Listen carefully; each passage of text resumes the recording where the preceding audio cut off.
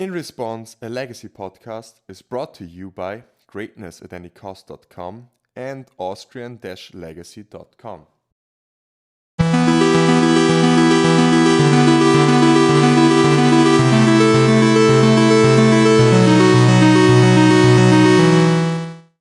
Hello folks and welcome to the Christmas special, the 13th episode of the In Response. A legacy podcast. I'm Philipp Klein I'm Daniel. And I'm Peter Plank. and we're talking about Christmas, legacy. Most of the time. So in today's episode, at first we're talking, like always, about things that happen in our lives. Then we have a very special guest for you, and he will talk about how we play MTG during the COVID crisis. Then we talk about other formats than Legacy, which is part of our Christmas special. And then also we're talking about our Christmas wishes for Magic the Gathering and also our personal Christmas wishes for this year. And so for today, I'm thinking we're starting with Peter. Peter, what's up? What happens in your life at the moment?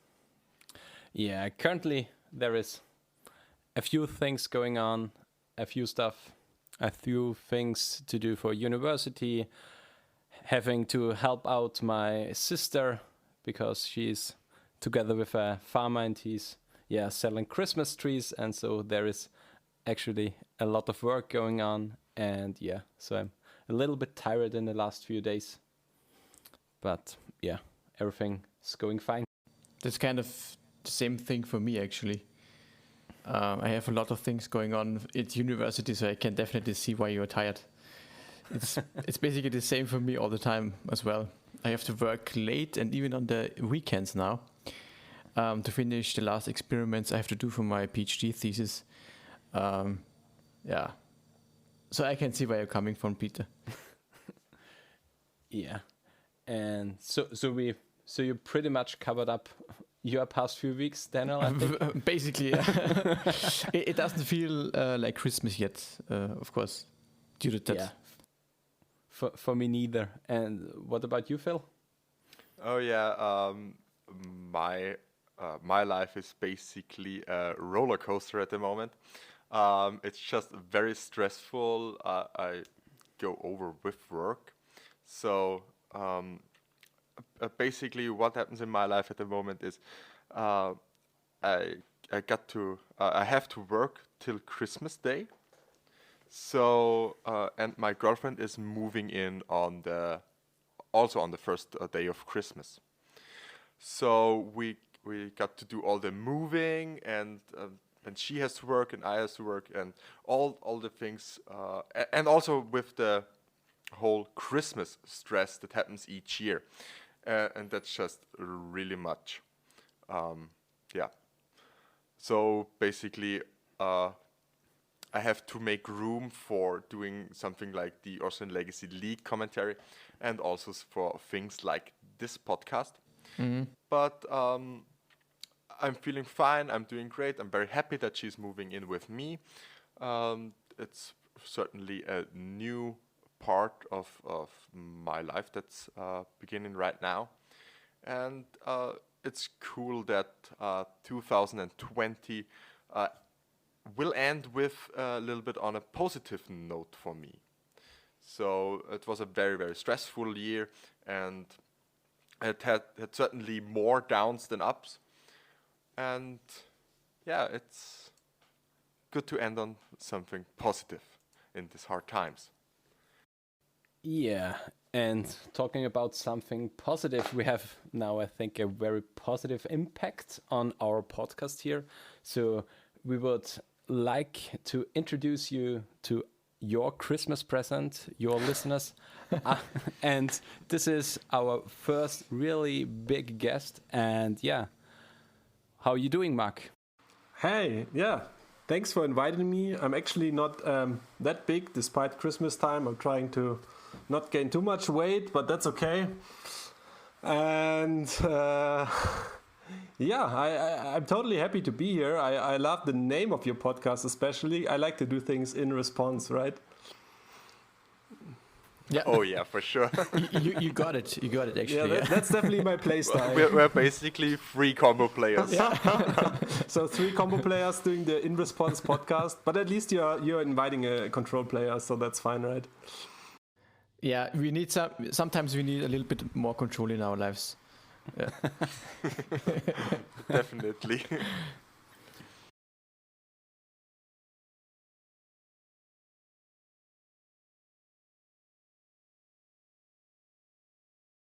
Yeah, you already said you are a control player, and just I think you don't.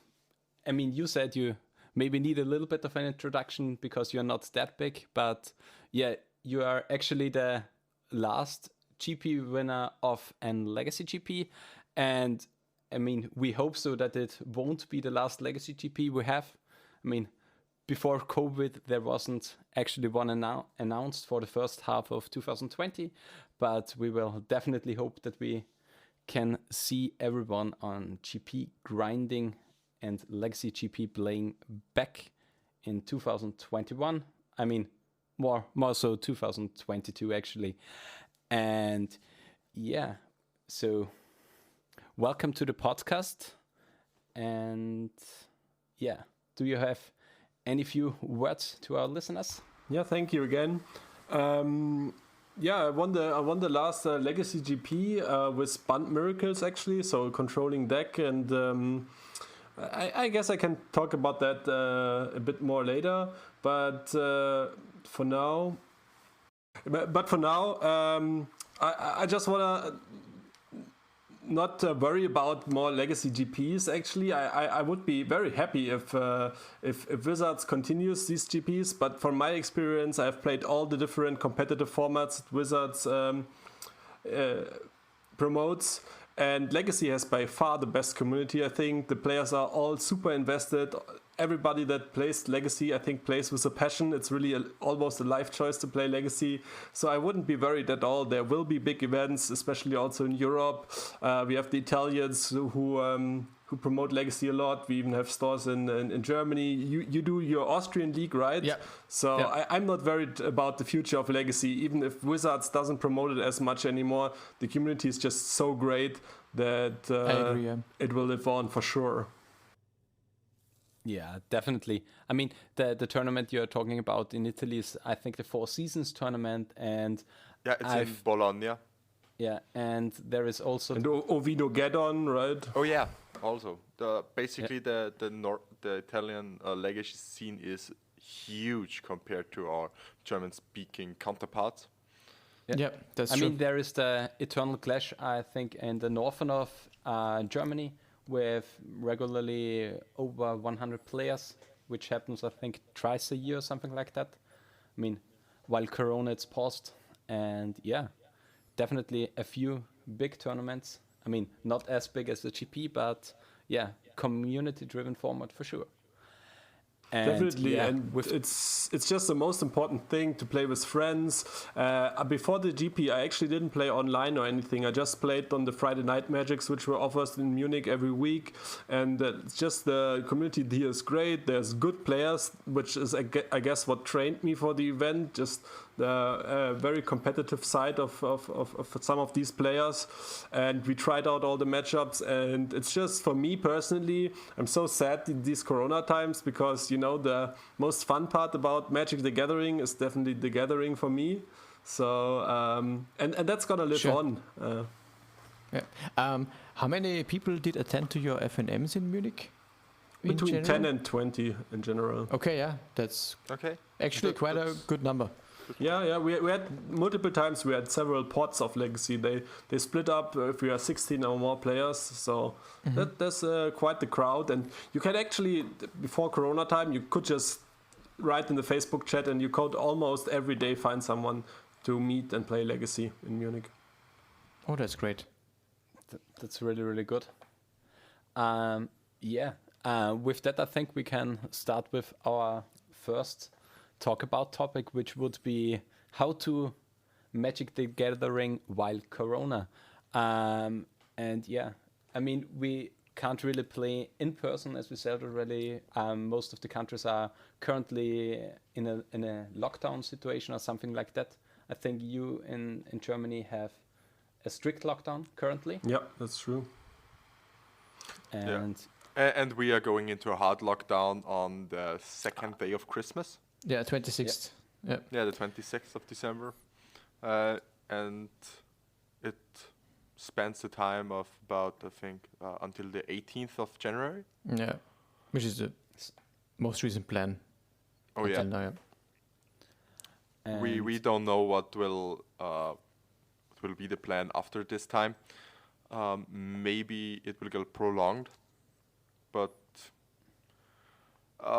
until then we get to play MTG without the gathering, also online. And yeah, so with that we only have two solutions for that to play MTG, and this is the O after MTG, which would be Magic the Gathering online, or the next good thing we have here, and this would be webcam Magic. And yeah, I think most of us experienced both in the COVID times. Oh, yeah. And yeah, for you, Marc, what do you think is the thing that drives you more? So at first I had to start with actually a thing that you didn't mention, which is Magic Arena, because I qualified for the Players Tour finals and actually the Players Tour before that, and both those were online events, and I had to prepare for them because there were quite some prizes on the line. Both times I made it to day 2 and grabbed some prizes actually, but both times I didn't have that much fun. I was actually frustrated because normally, you know, the traveling part is so huge, and especially if you qualify for like the Players Tour finals, I think it's so nice to meet all the pro players, actually play against them. And now these days you just have to sit in your room and play in front of your computer, be all like concentrated, and felt more like a test or something that I had to take and perform well than actually like the fun event that Magic events used to be for me. So I didn't like that too much. Got a bit frustrated about that. But then I still missed Legacy so much. So I started a Modo account, I think in August. And in the beginning, I wasn't also not feeling too good because, yeah, you have to actually get used to the modern mechanics. And also, I didn't have any cards. But then it kind of caught up to me because there was like an event where you could just take part and have all the cards on Modo at the same time. I think the first one was like PAX East, I think. And then there was a second one. I think the PAX East, yeah. Yeah, and then there was a second one, Eternal Weekend. So I started playing Modo with this first event. That's what got me like interested, I guess, because I had access to all the cards, and then I caught on to the mechanics, played like 2 leagues, and then did well in that event. I think I immediately 4-0'd a qualifier and then got top 16 in the main event, I think, and that was enough for the prizes to buy a legacy deck online, and so then I had my legacy deck and was ready to go. Okay. And since then I'm just enjoying Magic Online. I think I won my first challenge I played online actually, so that was also Really? good. Then I started streaming, and that also went extremely well. So both from the winning percentage side and also just from meeting the community. So I got a bit more of a positive vibe there. I don't do it right now as much, the streaming part, because it drains a lot of my energy, and I have a full-time job. I have 2 children, and I realized that adding streaming on top of this, and then also I like to play in between like Hearthstone games or just fool around on Modo and not stream it. And in some, that was just too much time, so I'm not streaming too much these days. But I still enjoy it, and I'll do it from time to time just to, you know, kind of meet everyone that I usually would meet at the events. And then the second part, the camera play. I think as soon as you got the bump of doing your camera setup, which is kind of annoying in the beginning, you have to I guess get something for your cell phone to stick it in and install some tools. But once you got all these things set up, it's actually quite fun. And I introduced like the Bavarian Legacy Masters, which originally are named this way because they should actually be in person in pods where always just like 4 people have to meet, but due to Corona this wasn't even possible anymore, or let's say due to the rising Corona numbers. And so I switched it to an online camera play, and it worked really well. So I had a lot of fun doing it, but I have to admit playing Magic on camera can get a bit messy, because especially in legacy control decks you do have a lot of permanents on the board. The graveyard is very important, and it's basically impossible to see everything all the time. So that's kind of the downside there, I guess. Yeah, I agree. Yeah. We have also some difficulties. We're experiencing the same with the Austrian Legacy League Cup. Also the lighting isn't always right from the players. So sometimes you got to tell them they should change the lighting or make it even more light. It's a little bit hard for the coverage team to get every aspect of the game that's going on, for sure. And that's one hurdle that you have to overcome. And it's oftentimes hard to communicate to the players attending these events that they have the setup right, or as right as they can do it, let's say. Oh yeah, we actually, which I forgot to mention, we actually streamed the top 4 of the Bavarian Legacy Masters League. It was quite awesome because Julian and Michael Bonde were our commentators, which are both like great commentators, great legacy players, and it was really cool to see basically this event climax in this top 4. I played in the top 4 as well. I was undefeated in the Swiss, but unfortunately lost in the semifinals to Snoko. Oh, that's bad. That's unfortunate. No, it's not bad. I had a lot of fun, and I actually won the first league that I met. So I can't just always organize leagues with like great prizes and just win them on my own. That would be fishy, right? No, I was very happy that someone else won. Yeah, but sometimes it happens. Oh yeah. Yeah. I think I've tuned into the stream, and it was really great, and I think you did a really nice job there. Thank you. It was really cool, and Yeah, also for sure. with the 2 great commentators in Julian and Michael Bonde, they also brought their special flair into all of this. Absolutely, yeah, for sure. Yeah. And with that, you switched over to actually the topic Bavarian Legacy Masters. Do you think it was a really, really big event for you, and was it successful? Yeah. Yeah, I definitely think it was a success. We didn't have any trouble like doing the event, and everybody that joined the event gave me very good feedback. But I have to admit, organizing this thing was a lot of work, and actually convincing people. Like in the beginning, everybody was like, "Sure, camera magic. If we can't play otherwise, camera magic, I'll do it."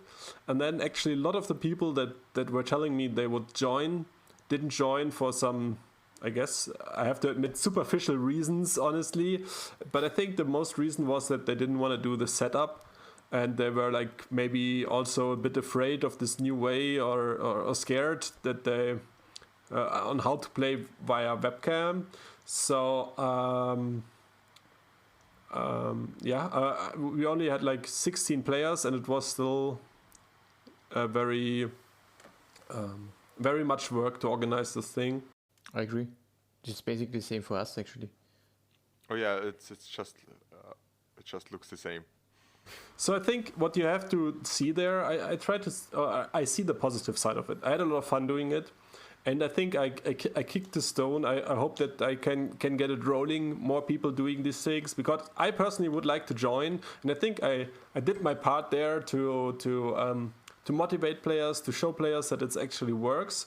But again, it was so much work for me, and I couldn't really handle it with all the other things that I had to do. So I have to make choices what I'm dedicating my time to. So that's why I won't do another event in the upcoming future. But I would definitely encourage other players to do it, and I would also join in a corporation if someone wants to do it together with me, and I can help organizing it because I know how to do it now. That would be definitely interesting. But this time I did all the work, or most of the work, on my own. I mean, in the finals, I got commentators and I got someone to help me set up the stream. But the rest was my work, and that's basically the reason why I'll not do one right away again, even so it was great fun and I would love to play more. Yeah, for sure. We already said a lot about actually the Austrian Legacy League Cup we are doing currently, and it seems like we practically had the same format. We are currently having 4 groups of 4 people who play together in their own group, and the 2 first players, so place 1 and place 2, advance to the quarterfinals. And it seems like it would have been the same as you had with the Bavarian Legacy Masters before moving to online, because we had the whole event planned as an offline event, so there would be the 4 players going to the store, playing there, it's getting streamed. We have 1 commentator directly from the store, and yeah, we moved that whole thing to online because COVID hits us with its restrictions. We basically changed everything in just 1 week to webcam. And I did actually do an event before that. That was, as I said, the first event I actually managed to win on my own. So that was a Munich Legacy Masters, and then after that I did the Bavarian Legacy Masters. And the Munich Legacy Masters was actually an event in person, and I both had more fun organizing it and had more fun actually playing in it and seeing all my friends. So I'm definitely looking forward to organizing more events in the future, once COVID is over, but like real life events. I want to slam real life cards and see my friends and drink a beer, you know. Yeah, I completely for sure. agree. Yeah. Oh yeah, that's definitely the thing that we're all playing for. It's just a community. Yeah, definitely. The gathering is the best part about Magic. It's nothing else.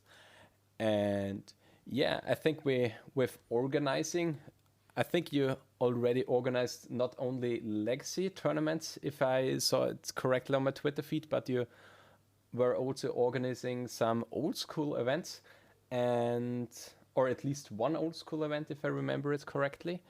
And with that, we are moving over to discussing different formats, and we've come up with a list of 5 formats actually. I think you played all of them. I'm not sure about the last one, and we also have split them up about 2 different games. And the first 2 formats are Old School and Old School Commander, which is for sure Magic the Gathering. And the next one is Pokemon 99, the base Neo format, and Pokemon EX. I think I'm currently not sure that you have played already in EX, but yeah, Pokemon 99 and base Neo, you've already experienced via webcam Pokemon playing, because there's currently nothing other possible. Do you think playing in various different formats and various different games, what are the skills to hone and that you can transfer over to the other card games or board games or in general? So this is definitely the most exciting part for me from this podcast. I'm very sure, because I like to talk about different formats, especially like all the old school formats. Both the formats that you mentioned from Magic and Pokemon, they are all old school formats where only like the old cards are allowed, the cards which are long out of print. And I like to play with those, and I love these formats. Also because the resources are not like with all the newer or even with Legacy, you have like all the resources and basically all the best decks are discovered, and maybe you can do like a couple of changes or maybe just brew something up. In Legacy, I guess, I hope we're going to talk about Hull Breacher later, but I brewed something up together with Jeff White. But yeah, you can still like brew like certain things, but in these older formats, even so the card pool is fixed and not that huge, the resources are not that much there. So you can do a lot more like doing your own inventions, doing your own deck list, doing something different. And actually, I realized with most of these old formats that in the days they were actually played, the best decks were often not discovered even, which is totally funny to me. Like a good example for that, which I love, is actually pre-Innistrad Legacy, which would be a Legacy format, which is, as the name suggests, right before Innistrad hits. So it's before Snapcaster and Terminus came around. And in this format, which actually I like to play a lot too, in my opinion, the best deck is Splinter Twin. But if you look at all internet sites, you will not find a single Splinter Twin deck list from that time for Legacy. Even so, I'm pretty sure it was the best deck. Okay. And why do you think so? I played the pre-Innistrad format quite a bit, so I guess that we're going off script here. I hope that's okay. Sure. Sure. No, the reason that I think so in this format actually counterbalance top is allowed, and and you don't have a lot of good flash threats. You do have Vendilion Click, which you would also play in that deck. But the great thing is that besides just playing Pestamite Splinter Twin, you can also just Pestamite your top, which you have to tap first, then in response Pestamite it to untap it, tap it again, and then it actually draws 2 cards and will be put on top. So Pestamite is basically your Ice Fang Quartal, which is super overpowered during that time because a flash threat that also draws you a card is unheard of, and it even has 2 power to threaten Planeswalkers. And then at the same time, you just have the combo. You have all the good cards between Brainstorm, Ponder, Lightning Bolt. I think it's the best deck. I don't think there's something out there that's better. Even so, Death Shadow is also really good, and you won't find the Death Shadow list either. So actually, the 2 best decks were probably not discovered at that time. And I'm pretty sure if you had discovered either of them, you could have crushed everything. There's no deck that's good against both those, which is ridiculous to me. And it might not be that prominent in all the older formats that you find something which was like not at all discovered, but you often find decks that beat the meta decks from back in the days, where you go like, oh, what won the World Championships? And you find the deck that will win against the World Championships winning decks like 70-80% easily, and that's sick to me because there's still a lot of to do, and it also shows what negative impacts actually data has on our game, because data will just show us this has the best win percentage, okay, so we need to look at this, and then you have so many players playing it, and then it will also get very, very fast with all the smart minds in Legacy, or not in Legacy, but also like in the later formats like Modern and Standard even more, when the card pool is smaller. They just figure it out, and then there's not that much to do for deck construction, and I love deck construction. I love to play my own deck. I love to play something off the wall that the other people don't expect. And you can do this in these old formats. So that's one of the great reasons for these old formats. And the other one is, of course, you just buy a deck and then you have a deck. It will never get old. It will never get bad. It will never get like banned or something better comes around, because the format is fixed. The cards are fixed. So you can play it now. You can play it in 5 years. You don't need to train every day to stay up with the meta game. It will be not changing that much. So for someone that likes to also sometimes takes a break from some formats, I just think it's a really good thing to have these non-rotating formats which have a static card pool. And then the last thing this allows is also like pimping out your deck, like looking for alterations, looking for cool versions of the cards. Because if I do it with Legacy, like these days the cards are changing so often. I invested into so many of these newer staples that then got obsolete, and I just bought into like Mythic Edition foil Jaces, which now are like kind of bad already. And these things, they don't happen if you just have your format which is fixed, and you can invest a lot more. Yeah, for sure. That's actually one of the things that was a drive for me to Pokemon 99 actually. Just I have a fixed card pool. I bought most of the format actually, and I can play whatever I want. And yeah, that's great. I bought myself 400 different 400 sleeves, inners, outer sleeves. Made everything the same, and I have the card pool. I play only this card game with it. I play only these formats with it, and that's great. And with Legacy, I mean, the only things that you can count on that you can play in most of the meta games are dual lands and fetch lands, and hopefully Brainstorm if Wizards don't overact in the next 10 years. So yeah, I think these are the fixed cards we have for Legacy for now. But yeah, going to the topic, do you think that playing in each different format can hone some different skills or something like that? Okay, let's talk about the 5 different formats and then see which skills transition. Definitely. So now that we have like the general part about these formats out of the way, let's talk about them step by step. I think we wanted to start with Magic Old School. So I got into that recently. I actually didn't organize an event. It was just that there was a local event run by friends of mine, and I happened to win it. And they just promoted it, I think, a lot on Twitter with with my handle in it. So some people might have thought I organized it, but I didn't. I just got into Old School. I was actually, it might sound stupid, but I had still my money lying around from GP Bologna, and then also from the Players Tour events. And then I actually won some more events on Magic Online, like the ANSI-D Invitational, and I think it all, not Invitational, Open actually, and I think it all accumulated in about, $15,000 over the last 2 years. And I still had it on my PayPal, and I was like looking for investment options, and then I finally decided on one, and that was not stocks, it was Old School. So that's the first thing about Old School. It's quite expensive. It's quite expensive if you want to get into it.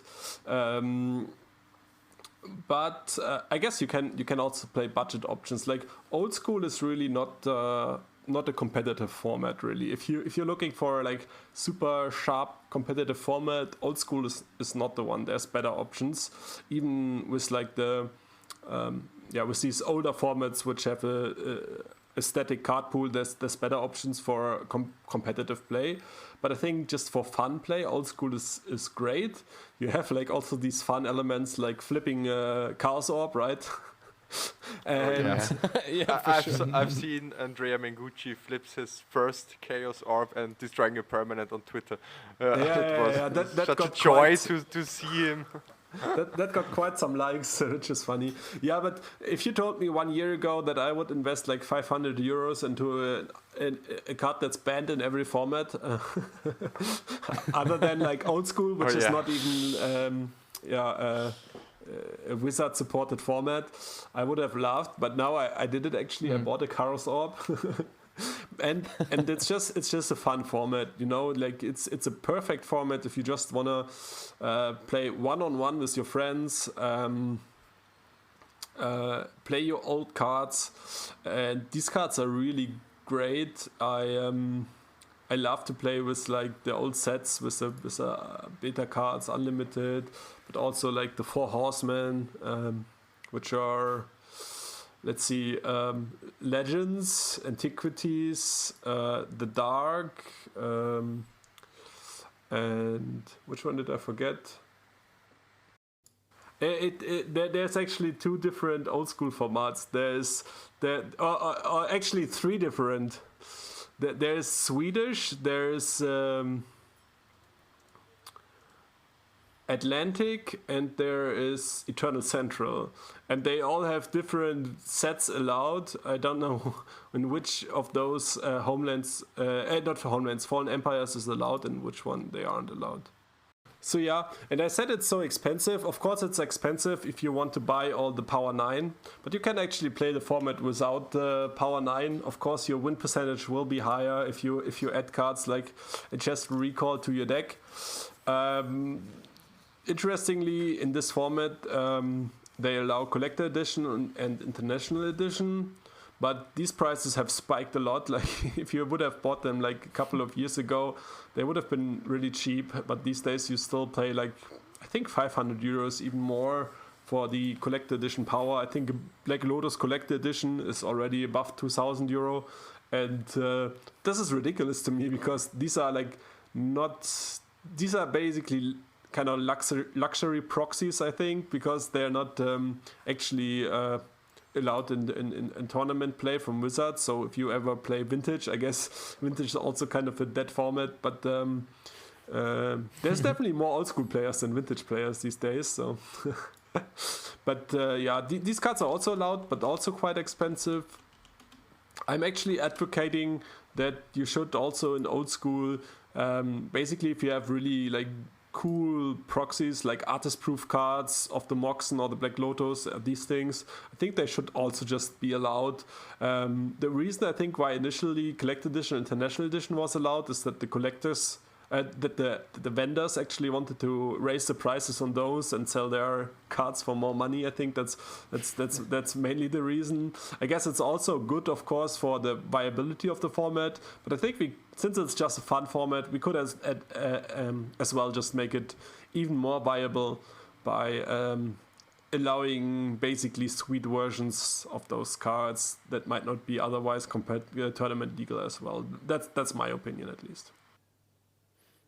Yeah, Yeah, it's for sure. definitely a good opinion, actually, because it's a completely community format. It's with no big tournaments or nothing really on the line. It just doesn't make sense to force everyone to invest 2,000 euro into a non-tournament playable Black Lotus or something like that.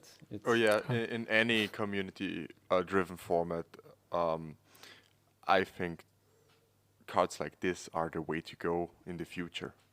Yeah, I think also for Legacy, right? The price barrier will get too high for anybody to bring fresh blood into the format. Right. I think even in Legacy, like the Elves players that want to play Chaos Cradle, right? You could just... I don't mind if they have high quality proxies. They can just play it. And most people, if they play a format long enough, they will actually invest into like the actual versions and maybe actually dish out the, I don't know what it is these days, 2,000 euro for a Cradle play set, and that's fine, and they will be happy with it. And the same happens in old school. Like most people just love to buy these old like beta cards, and I actually invested into like a beta Mox Sapphire, beta, and Chest Recall, because I think those cards are sweet. I know that the white-botted version does the same thing, so it's not because of power level that you spend more money. It's just because you like these alterations, or these versions of the card. But just to like have more people join the format, and the same is true for Legacy as well. Just to have more people join, have more people have the option to experience these really sweet formats. I think it's just a win-win situation to allow basically high-quality proxy cards, which I think is old school is actually doing it already with Collector Edition, International Edition. Yeah, I also agree completely here. That's basically the way to go. Probably not now, but I am basically not seeing competitive play for Legacy coming back to us. I'm not sure if we will ever get another Grand Prix or something like that. And yeah, it's basically like you said, we need to lower the entry barrier for the players to get them to play the format and to experience it, and then they will also buy or get the real ones. I'm curious. What does a typical old school deck cost you if you want to buy it? Because I have literally no idea about the format. I have to be honest. Well, that depends. I think there's for example, like let's say tier 2 decks or maybe even tier 1.5 decks. Like I think it's called Pink Weenie, which is basically a white weenie deck playing like White Knight and Savannah Lions as the best white creature, I think, and all the good white cards like Armageddon as well to stay ahead on the board against the control decks. And these decks also just splash red for Blood Moon because the mana bases are actually terrible. Besides City of Brass and Dual Lands, you basically have no way of fixing in this format. So if you play a control deck with like 5 colors or 4 colors, which the control decks do tend to have, you just get them usually with a Blood Moon. So this is a very good deck, and even if you want like the best version of it, you have to buy like a Mox Ruby and Mox Pearl, and those are of course the most expensive ones. I think if you look for like, let's say, loved condition, heavily loved condition, you can get them for around €1,000 each. And then the rest of the deck is actually not expensive at all because you can just buy them foreign white bordered. Okay. So then the entire deck will probably... I guess you need plateaus as well. So foreign white bordered plateaus, those should be around €80. So I think the entire deck might cost you in the final version like 2,400. And then if you cut off the Moxen, it's 400, and then if you cut off the plateaus and you go mono white, for example, you can easily buy your old school decks for €80. I actually saw a Twitter post of someone playing mono blue, like of course without and just recall and all the Time Walk and these expensive Power 9 cards, and he bought everything from foreign white bordered, and he said that the entire deck did cost him below $25. So actually you can get into the format, and these are of course then tier 2 options. But since people tend to play, even the people that have like all the power, they tend to play like fun decks more than like the hyper competitive decks. I think you still have a good shot of winning. And I have a friend who's like also...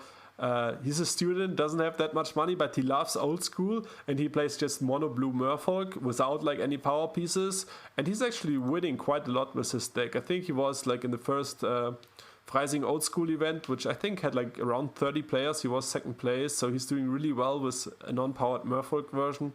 So yeah, you can actually get, even without proxies, into the format below €100 actually if you want to. That's really amazing. I'm quite surprised by that.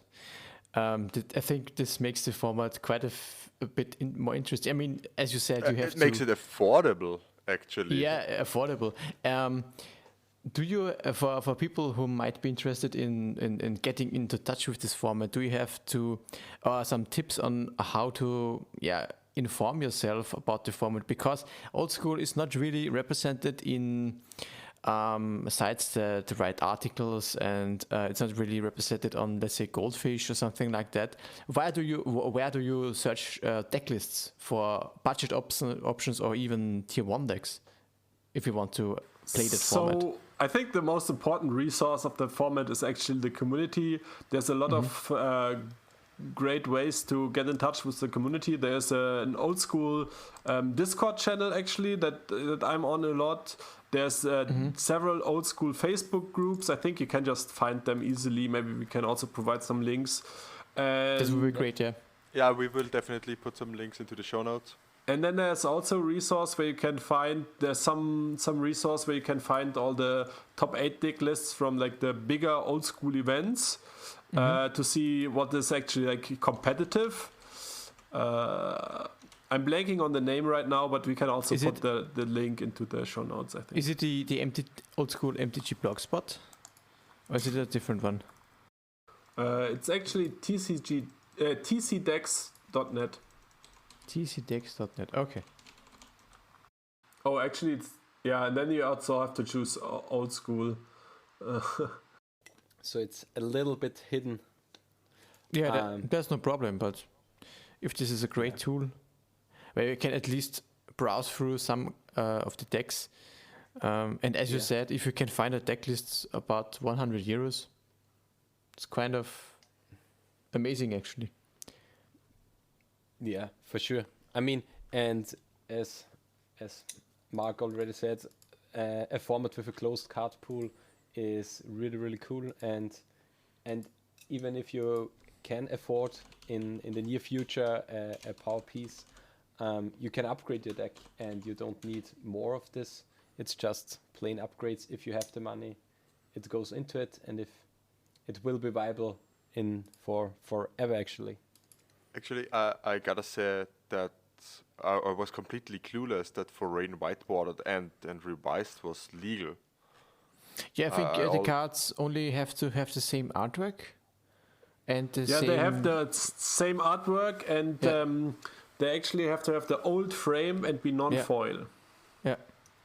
Okay. That's the ruling. So there's even some other reprints, like the time-shifted ones from Time Spiral is also legal, which makes Psionic Blast actually playable. Otherwise, a Psionic Blast, which is like an alpha rare or beta rare, would be super expensive.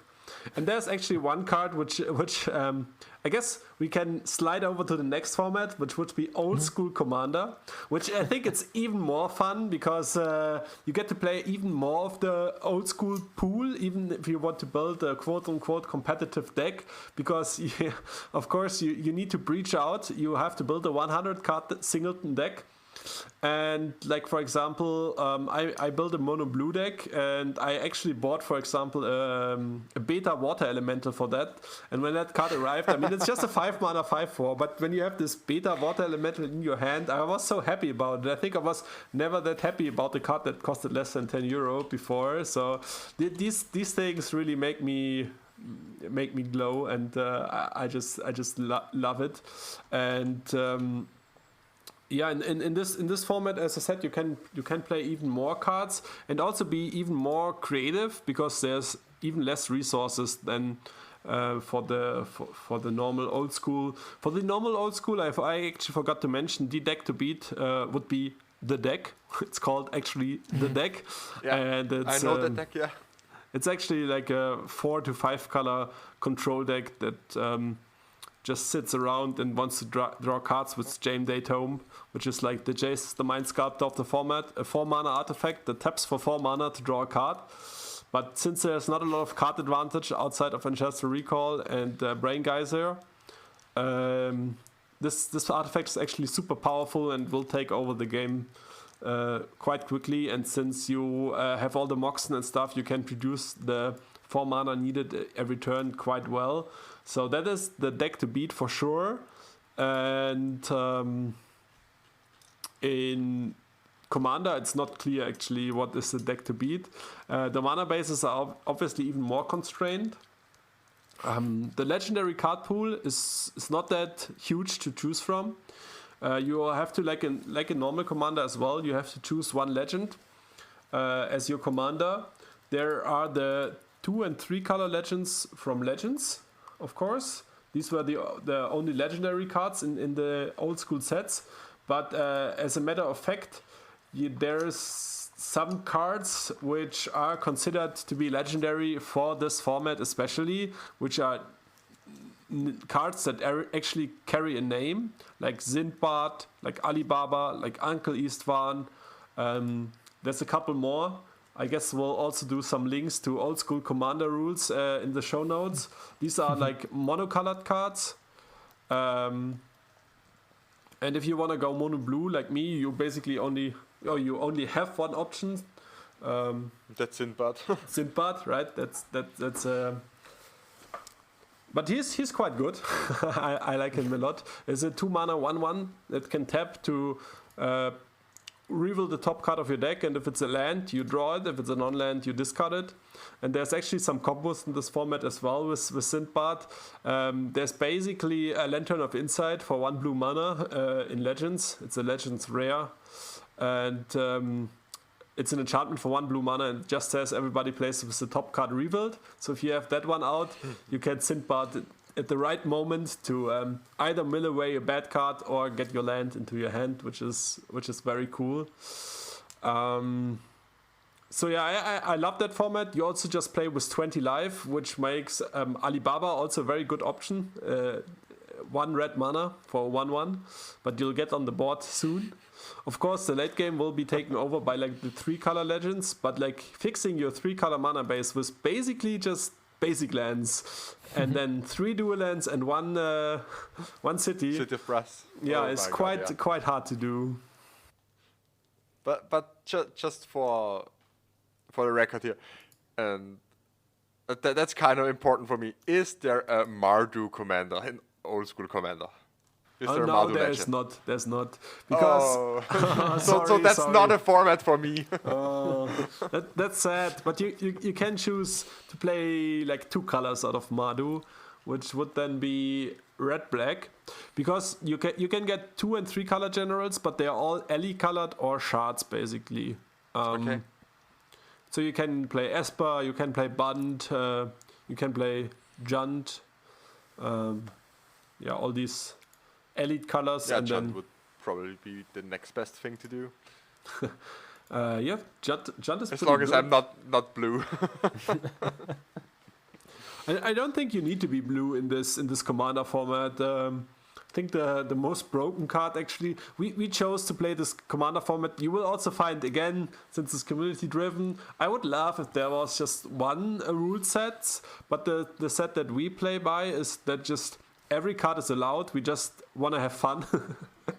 And That's a great rule set, actually. not restrict us more than necessary. But I can see a point that there's 2 cards which are very dominant, or maybe 3. And I think the most dominant one is probably even Library of Alexandria, because there's not a lot of ways to handle land, and usually the games do go long. And if one player just draws 2 cards per turn and the other one doesn't, that usually leads my to God. lopsided games. So you need to be ready to destroy some lands for sure. And then the other 2 cards would be just actually the second most problematic one is Mind Twist, because you don't have a lot of counter spells, or most decks don't have counter spells at all.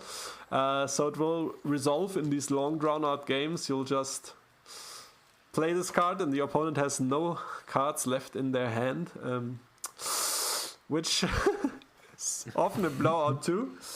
And then the last one would be Brain Geyser, which just draws X cards, which again, in long drawn out games, if you just draw 6 cards and there's not a lot of good options to even generate any card advantage, it's also very, very strong card. But again, it's a fun format. You play it for fun, and you will have some games which are just like you get run over by the opponent, but most of the games are very interactive, and you get to play all your old school favorite cards like Diamond Valley or Island of Vogt, which I had sitting in my binder for years, and I thought I would never play it. I wanted to sell it, but now I found a home in my old school commander deck, and it's actually great there because each color has like these monstrous big flying creatures. So Island of Vogt is a land that taps to reduce the power of a flying creature to 0. It doesn't add mana. But it's actually great because it handles all the big threats of the format, like Serra Angel, Shivan Dragon, Mahamodi Jin, like all the big ones, all the heavy hitters, they get handled. And even if they have multiple ones, it will be hard for them to attack because it's not like Maze of It where they go home. No, they stay in combat and you can just block them to death with their 0 power. Oh yeah, that's great. I was just comparing it to Maze of Ith. Is an old school commander the power 9 is not allowed there? No, everything is Or- allowed. Everything is allowed. Okay. Yeah.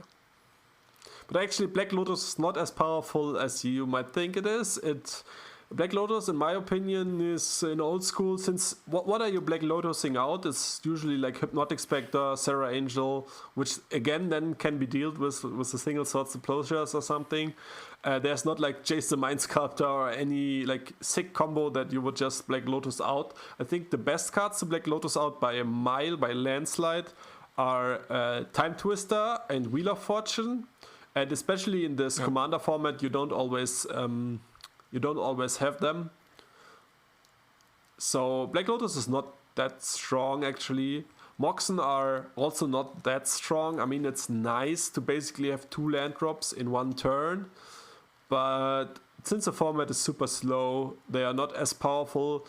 I think the most powerful one, again by landslide, is Adjust Recall. If you just want to buy one power piece for your old school, buy this one. It's by far the best one. Yeah. Drawing cards is just too good to pass on. Yeah, and you have no other good options. It's like getting card advantage in old school is hard. I mean, brain guys here, but it costs you a lot of more mana actually. Oh, and it's great, but you can only play one. It's restricted in the original old school, and of course in the commander you can only play one. Brain Geyser is, as I even mentioned it among the problematic cards because it's so good, but then it falls off. You have Brain Geyser and Just Recall, and then what's the third best option? And then your wheels fall off like quite hard, because I think the third best option is then already Jane Tome, which costs 8 mana to draw a card. Wow. Wow, okay. Yeah, it's just a mess. I mean, nowadays you gain drawing a card on every card or something like that. As long as it's green, it's on every card, yeah. Green and blue, yeah. Mm. Green and blue, yeah. Yeah. So I think that sums up your experience with old school Commander.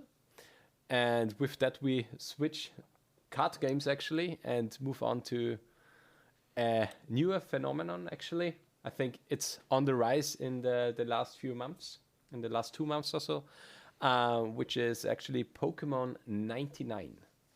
Oh yeah, I want to close the thoughts on the old school with telling everyone that if you want to join old school Commander, just hit me up on Twitter. Hit me up. I want to play as much as I can. I will play on Discord. I'll nurture the community. I'll like everyone to join, and just text me. I'll help you out. Okay, let's move on to Pokemon. So yeah, Pokemon is getting a lot of hype recently, and I think it deserves a lot of hype. It was really like an oversight from the community that it wasn't played a lot, and people just thought, okay, Pokemon is just this children card game. It's probably super easy. It's probably a brain dead game, and what is there? Nothing is there. But that is so far from the truth as it could be. It's actually a very, very skill-intense game. And despite the fact that there are no instant spells like in Magic, which make Magic so great compared to a game like Hearthstone, the big difference in Pokemon is that you're passing your turn so often that it almost feels like you can do something in response. Like usually the games go so long that even often one day player decks, which is also a win condition in the old Pokemon formats, and you have so many decisions, and I think the win percentages you can get in Pokemon are even like a lot higher than in Magic. I think if you're really good, you can get up to 90 or even more win percentage in Pokemon, which is impossible in Magic to get, because you couldn't get mana screwed or mana flooded, which doesn't happen in Pokemon. So to kick it off, Pokemon 99, the old formats. I'm not talking about the new Pokemon cards. I'm talking about the old formats. Just great from a strategical perspective. And then, of course, the nostalgia adds to it. I think a lot of the legacy players, a lot of the legacy community has played Pokemon, or at least saw the cards back when they were first printed in '99, which was actually the first year they were printed. So there's a huge nostalgia factor too. And then the third thing why it's, I think, on the rise so much is that it's actually super cheap. It's actually dirt cheap. You said that you bought basically the whole format. And besides like some of the heavy hitters like Blastoise, Charizard, and Bulbasaur, which is the final evolutions of like the first basic Pokemon. Those 3 are actually expensive, and that is not because they are so powerful. That's just collectability. But every other card is dirt cheap. You can just buy the first deck which I bought, which I think is also might be the best deck. It's Stall. Like didn't even cost me €100, and I didn't have a single card for it. So it's like super cheap, and you can just get the whole format. And people are investing in it. Of course, the card prices already rise, but I think it's still a good spot to invest into this format. So much fun to play, and card prices are great. Nostalgia is there. I can't get enough of it, and I think I played last months. I played at least 10 times more Pokemon than I played Magic. Okay, that's a whole lot. Yeah. Yeah, it is. Yeah. As you and I already mentioned, I bought the whole format. I think I bought everything but Rain Dance, which is a really, really good tier strategy in the format. And I think it cost me about 650 euros or something like that. And this is really the whole format, except for this one deck, which would need another 200 euros or something like more now. I think 300 euros because Blastoise is actually in loved condition, about 70 to 80 euros nowadays. But yeah, this is the only tier card that needs a price actually. I think the other starters are not really played. I mean, there is a few of the, how is the green one called in German? Bulbasaur, I think. Oh. Yeah, the Bulbasaur Venusaur. evolution. Venusaur. Oh, it's Venusaur. I thought, okay, Bulbasaur is a basic Pokemon then. Okay. Yeah, Yeah, it's the one. basic poker. I think I've seen some lists playing, but I think more so because of the nostalgia, because of the starter Pokemon, and not of the, quote unquote strategic invariants. It's one of the tier decks. Yeah. So format is pretty cheap. Yeah, and as I said, it's also a lot of fun. And let's talk about what you want to play when you get in. So basically, I think there's 3 good options basically. Like if you talk about tier 1 decks, I think right now, which I would consider the best one, but I like control strategies, so I tend to overvalue those, is just the Stall deck, which uses Lickitung, a 90 HP Pokemon, which is a lot of HP, and you can just hold off the fort for very long. Basically, let's talk a bit about how the game flows. In Pokemon, drawing cards is quite easy. You got like a one-sided Wheel of Fortune in Professor Oak, which also costs 0 mana, which might sound for a Magic player completely broken, but it's actually balanced in this format. Like in my current deck, I only played 2, even so I could play 4. Amazing. That's really kind of strange to hear. Yeah. So what could be the reason for that? Well, it's literally Wheel of Fortune. So you have to discard your hand to draw 7 cards, and it's almost impossible. There's a few exceptions, but it's almost impossible to retrieve cards from your discard pile. So once you discard them, they're gone. And as I said, decking is a real issue in this format. Like running out of your 60 cards, you can only play exactly 60 cards. And running out of your 60 cards happens a lot. Like I think most of the games that I played have been decided by decking. It's not the only win condition. I think the actually game designed win condition is killing 6 of your opponent's Pokemon. And then another option to win the game, which would be the third option, is to kill all your opponent's Pokemon. So if your opponent never draws 6 Pokemon, like only draws 1 or 2, you kill those 1 or 2 and they have none left, they also lose. So these are the 3 win conditions. Okay. And as I said, like it depends of course on which deck you play. I play a deck that wants to win on cards in library. So that's why most of my games end on decking. But again, it's a real threat. And so discarding your hand, getting rid of cards which you might want later, while also eating up your resource of cards in your deck is a real cost. And so this card is very good So every deck will play it, but it's not that good that every deck will play 4 of it. And there's another card which I personally consider to be better, but this is a huge discussion actually among people playing this format. This format is far from being solved, by the way. There's a huge discussion.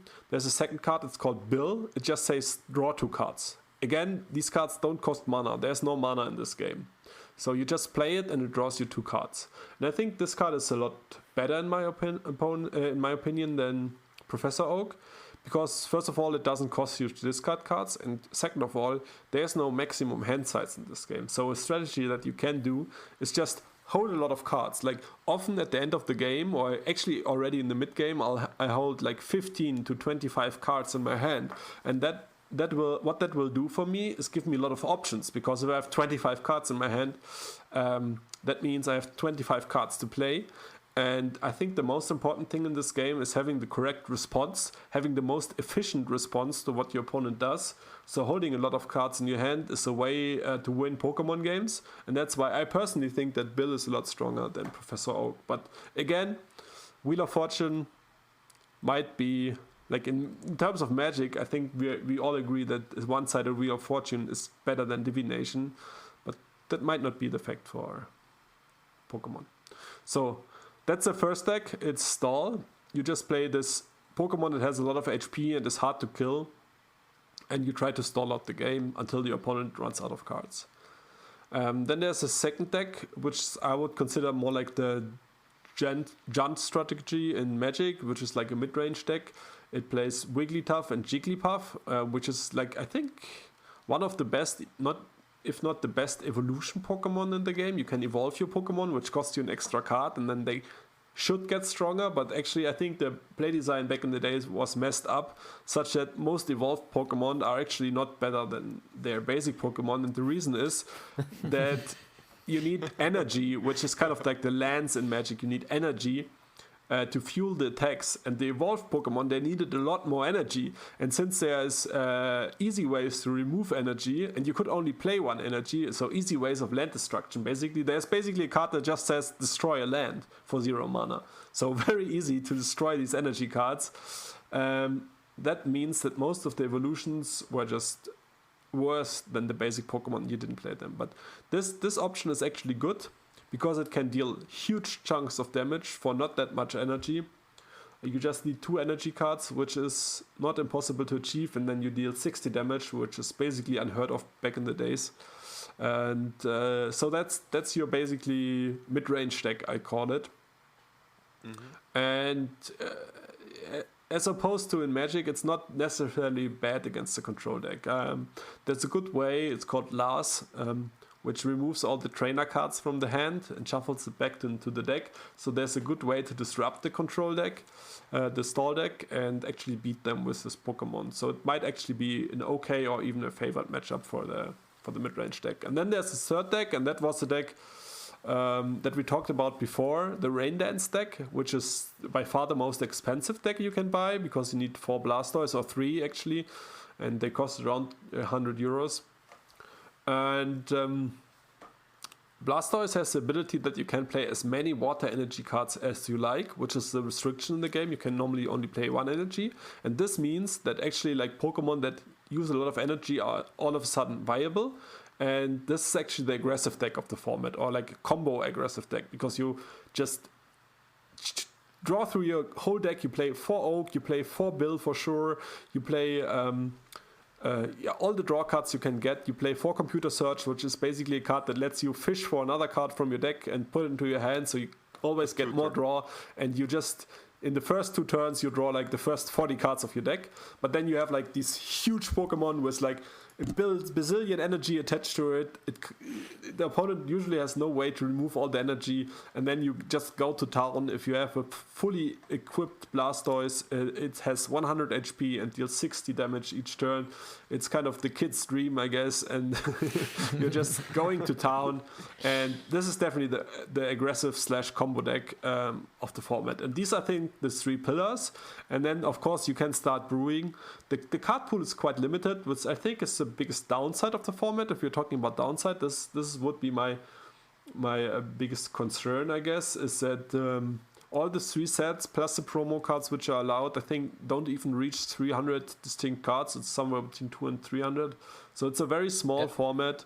But still, there's a lot of room, a lot of like tech choices. It depends a lot on which trainers, so which spells you include into your deck, which Pokemon you include.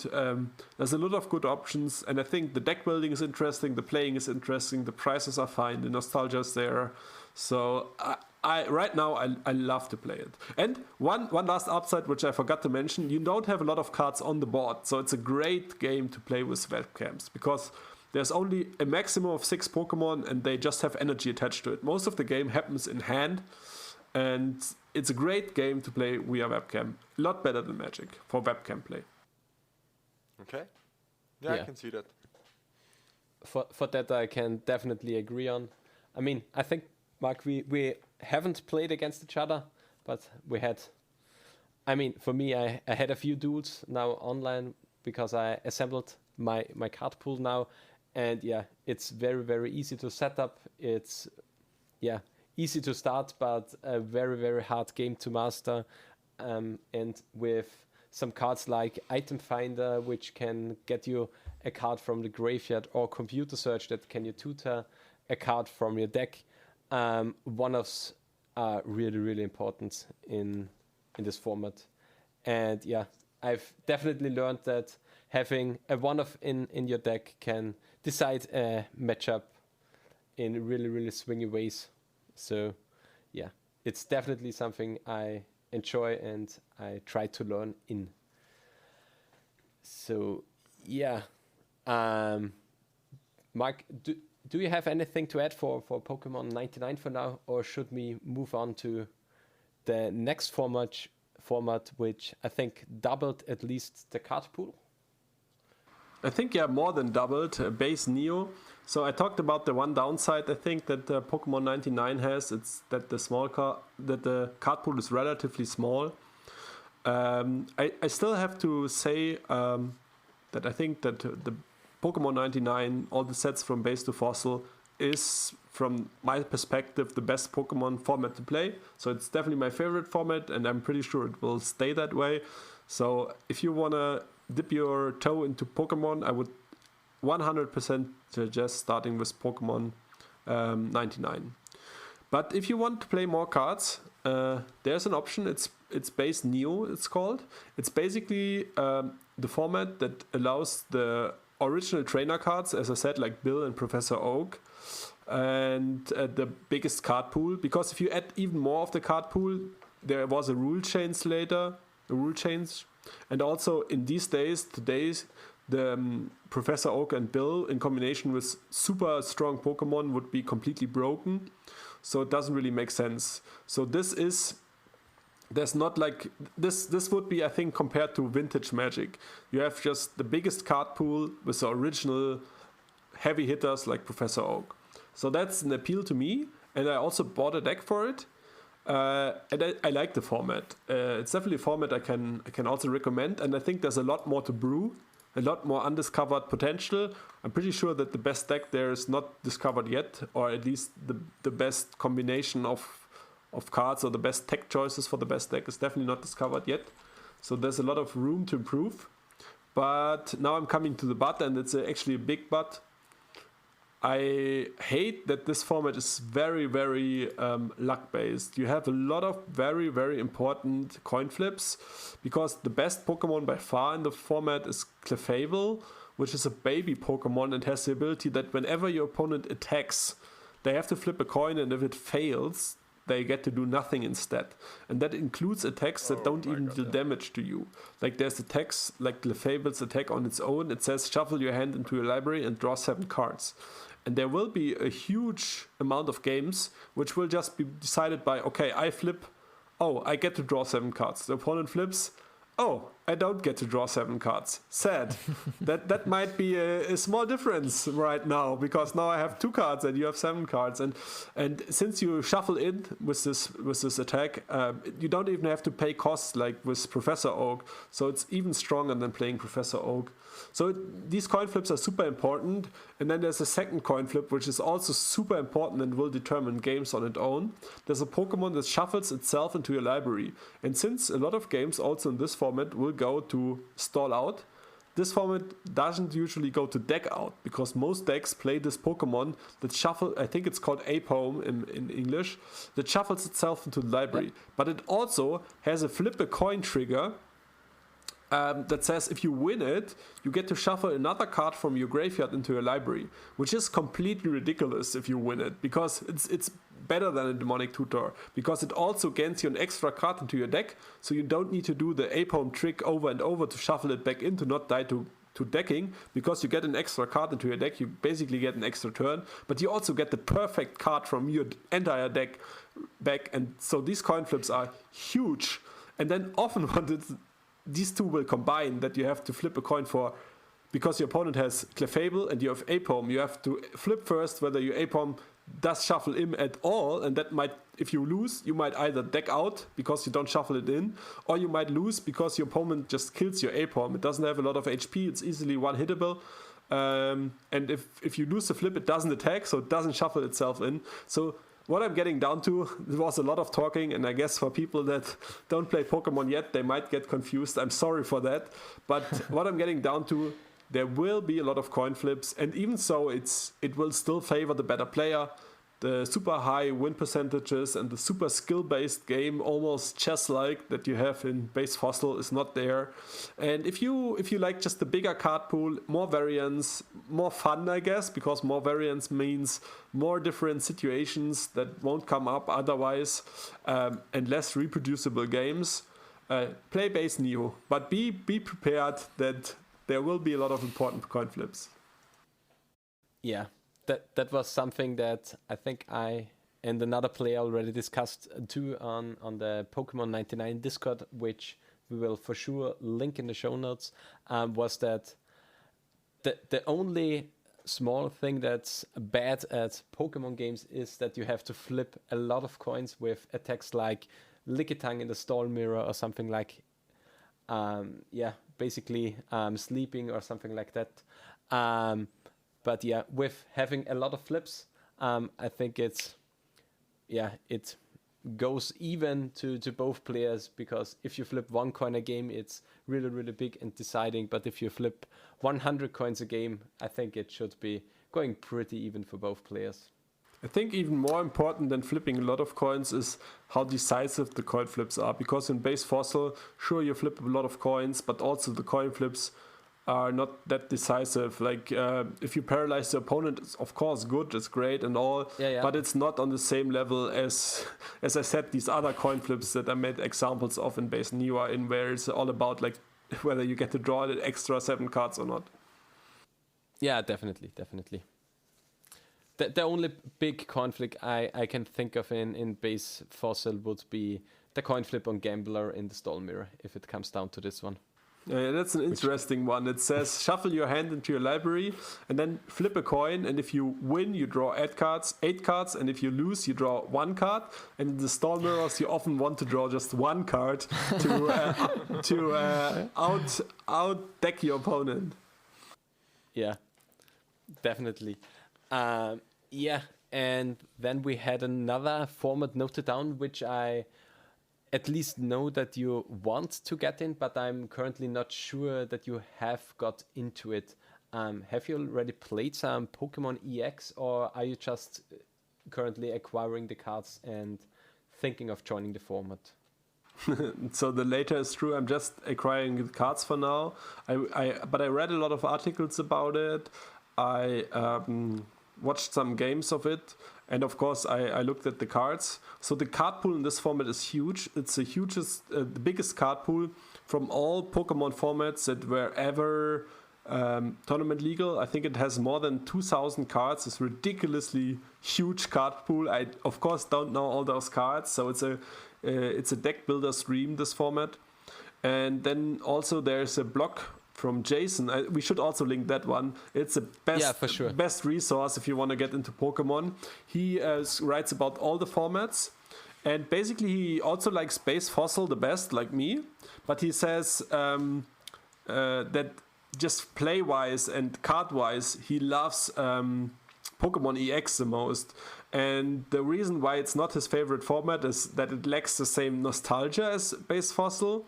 And it's very hard to acquire the cards because these cards were just printed less than the original cards. And it's very hard to get into this huge format. And not only is it a huge format, but it's also super complex. I'm very sure, even though I haven't played the game yet, it's a lot more complex than even base Fossil, or the Pokemon 99 format as we call it.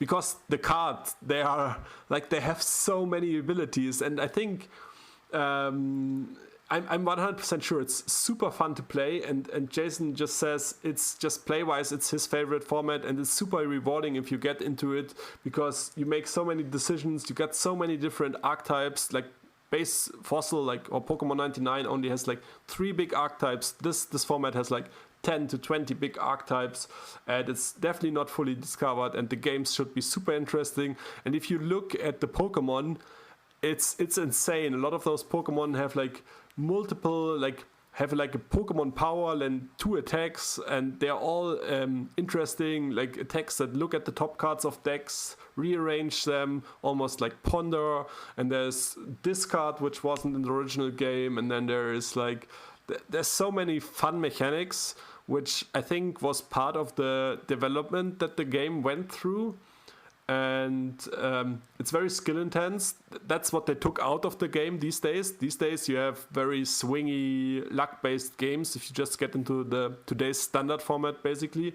But back in the days, it was just a skill-based format with a lot of tough decisions and a lot of very interesting Pokemon and trainer cards, which have most of the trainer cards, if you look back in the days, have different options to choose from, and not only different options, but then, for example, one of the most played trainer cards says you can search your deck for 3 basic Pokemon, which then again, which basic Pokemon do you take?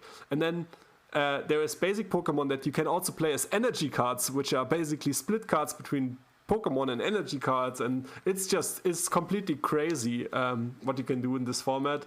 That's why I really am excited to get into it. And yeah, that's about it. Definitely. So we got a big conclusion over all of the different formats. We got a look into the different formats.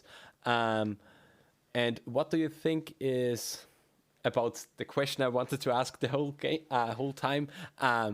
What do you think are skills that transition not easily, but can transition between formats, between games, and so on?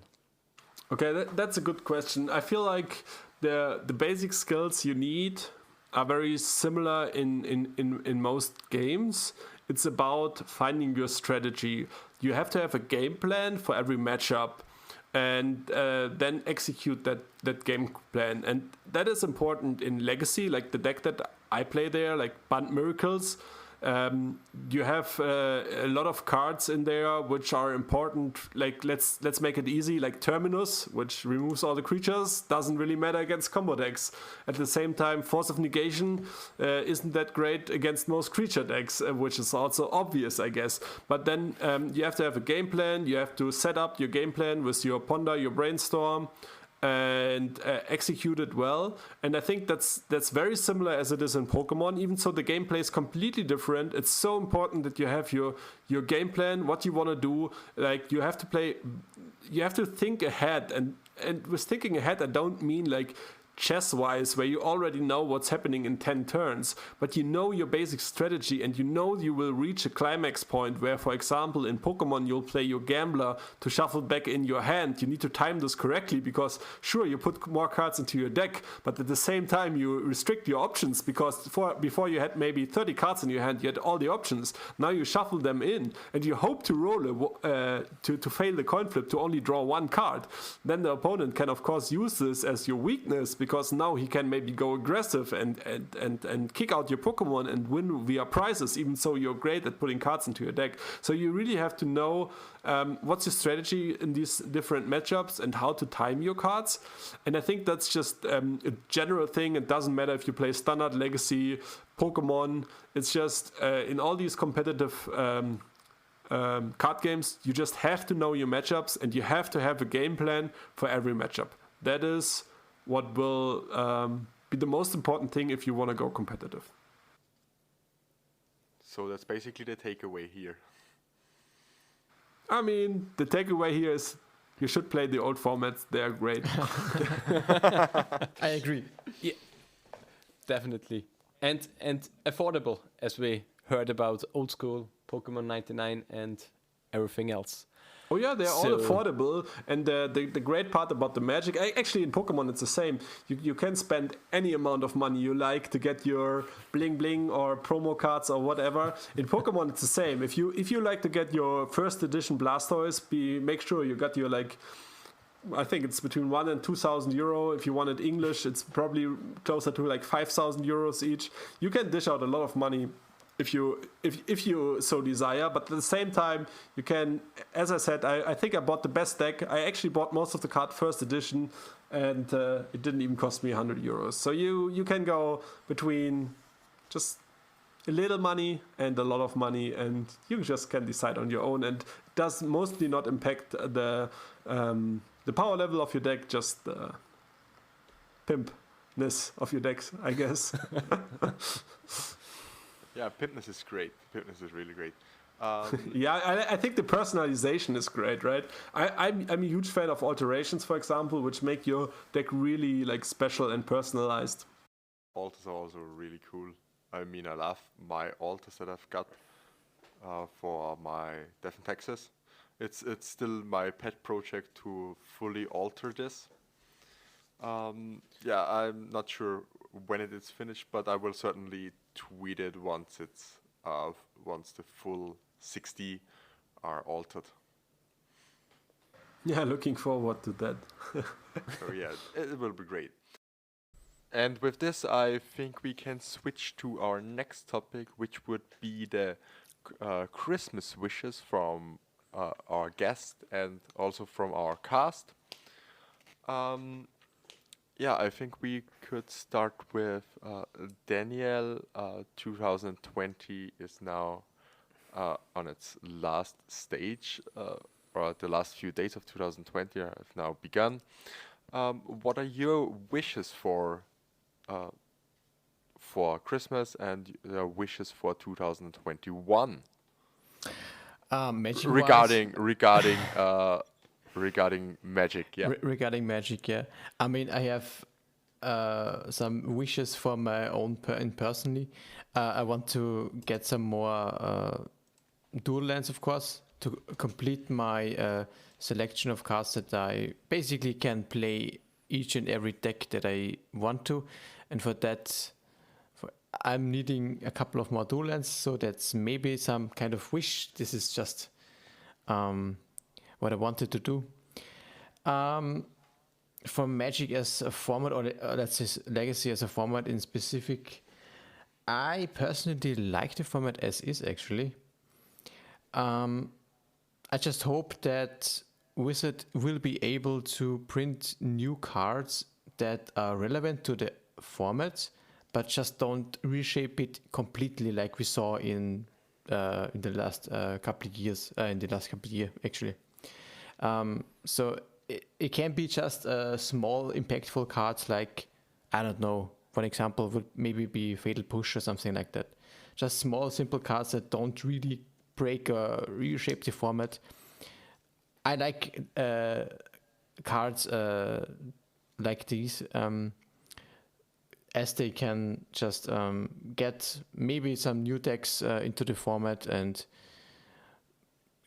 breathe fresh air into the existing format. That's basically what I'm wishing for, that Wizards might be doing, or hopefully will do, in the next sets that are coming. That's a very, very humble wish. Yeah. And you, Peter? What are you wishing for? Yeah, I'm close to Daniel on this one. I'm currently liking the format as it is, even though Oko is a mainstay in the format. But I think we've settled in the format. I think we have a lot of things that can deal with it, even though it maybe will make some value on the way.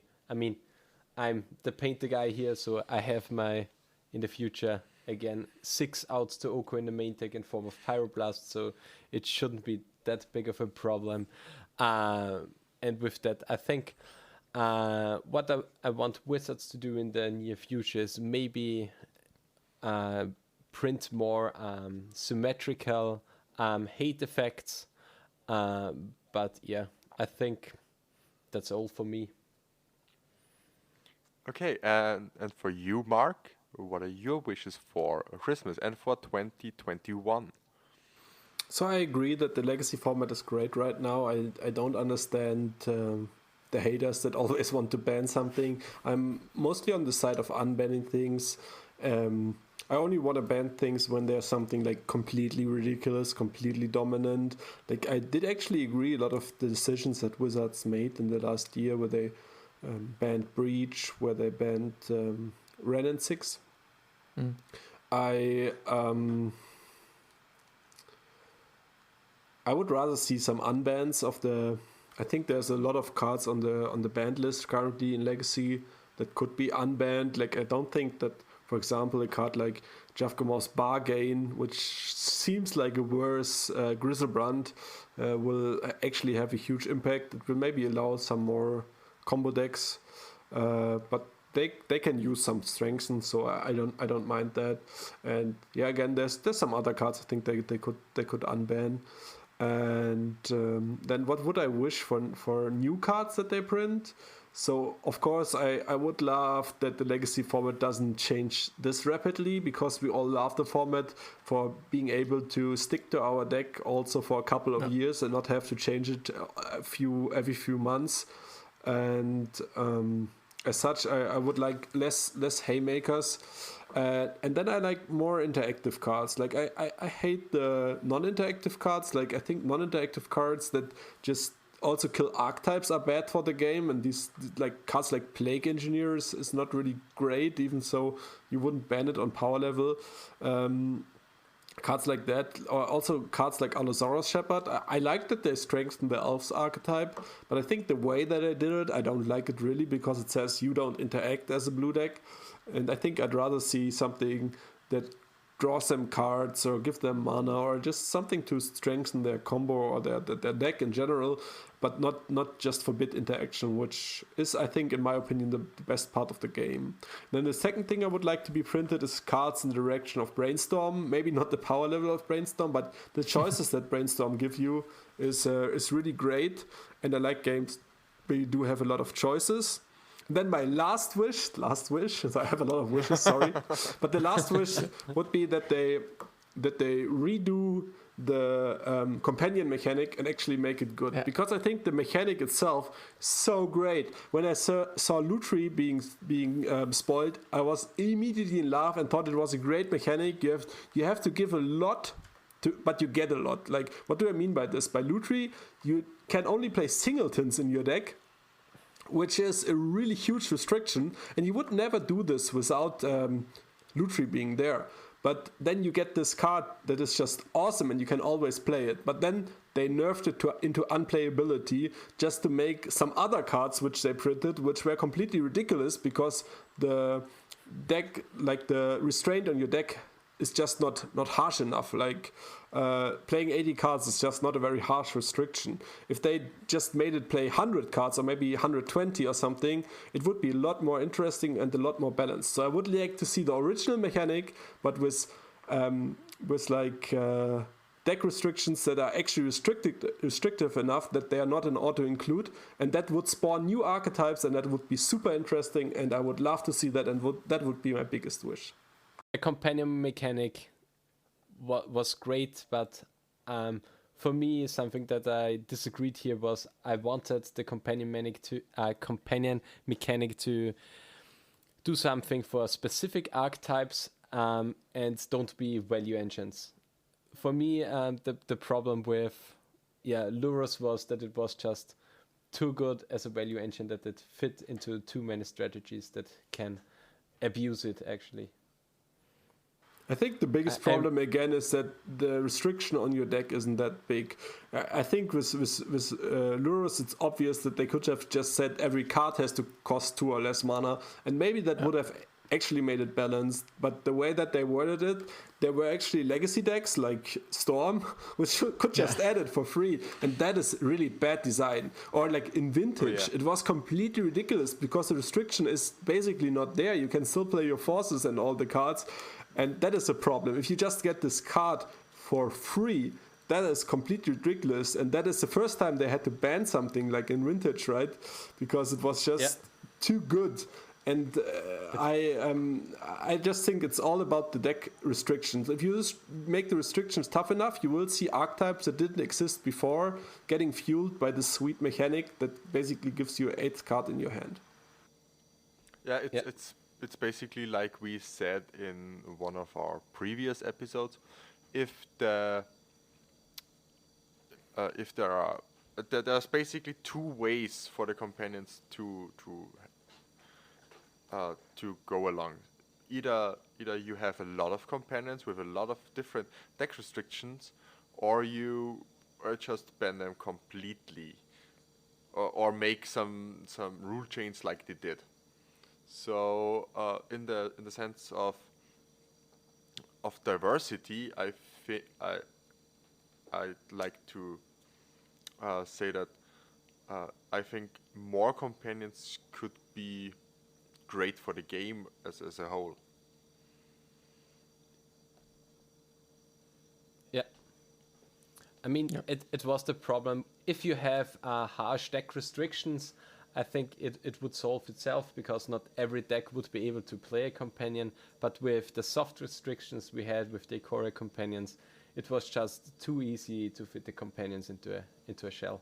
Yeah, I think if you balance it correctly, and then the goal should be that about, let's say, 20, or let's say between 10 and 30% of the metagame play companion. That would be a good goal, which means the default is still to not play companion because the restrictions are so harsh, but it is an option to play one. Yeah. Like it is with Yorion now.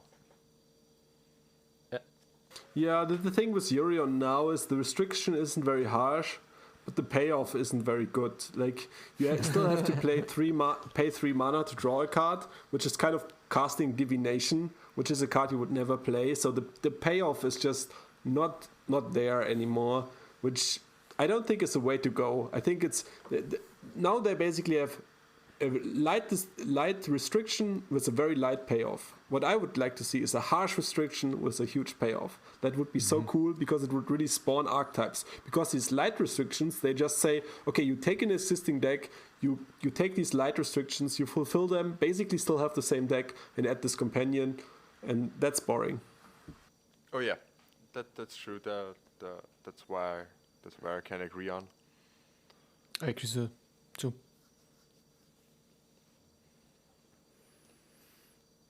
Yeah, and we have one who hasn't wished something. And what are your wishes, Phil, for the next year? Yeah, my wishes for the next year are I'm buying myself Tropical for Christmas. So now I'm finally able to play almost everything. I have now every duel at least one time. And I'm contemplating at the moment if I just buy another one. Because I don't think that the prices are dropping anytime soon. So basically I'm looking forward to acquiring 2 tropical islands now. And with that I'm able to play Doomsday, which is a very interesting deck, and it's something I'm looking forward to. And also my other wishes for MTG in 2021. I'm a little bit different here. I would like to see Oko gone. um, but it's basically here I'm a little biased because I'm a lover of non-blue mid-range piles and also a lover of combo piles. And now I can just play one of my of my MTG loves basically, and I'm starving for a little bit of Mardu Pyromancer brewing. And as long as like I said, I'm a little bit biased here, and as long as Oku's in the format, I can't do anything that's non-blue green. But isn't Descent Texas great right now? They got this new spirit that just eats Oko alive. I think actually Descent Texas is favored against almost every Oko deck out there. So with Skycliff Apparition, yeah, definitely. But I've played enough Devon Texas in my life, and I really like the choices that playing more colors brings to you. And I also love to play off the wall and fringe decks.